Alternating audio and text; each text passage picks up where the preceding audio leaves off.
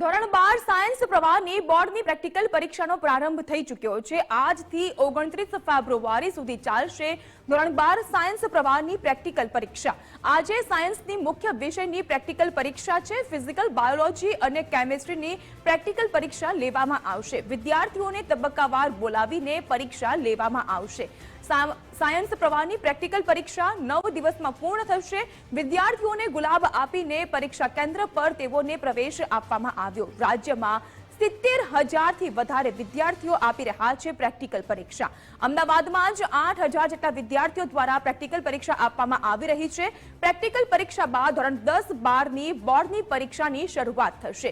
જો કે બોર્ડની પરીક્ષામાં ગેરરીતિ અટકાવવા માટે સ્થળ સંચાલકોને ખાસ જવાબદારી પણ સોંપી દેવાઈ છે। ગુજરાત માધ્યમિક અને ઉચ્ચતર માધ્યમિક શિક્ષણ બોર્ડ ગાંધીનગર દ્વારા આજથી ગુજરાતભરમાં ધોરણ 12 વિજ્ઞાન પ્રવાહની પ્રાયોગિક પરીક્ષા શરૂ થઈ રહી છે। અમદાવાદ શહેરમાં પણ 26 કેન્દ્રોમાં પરીક્ષા આયોજિત કરવામાં આવેલી છે। આજે અહીંયા બેસ્ટ સ્કૂલ મણિનગરમાં અહીંયા વિદ્યાર્થીઓને શુભેચ્છા પાઠવવા અને ભયમુક્ત રીતે પરીક્ષા આપી શકે તે માટે અહીંયા ઉપસ્થિત રહ્યા હતા।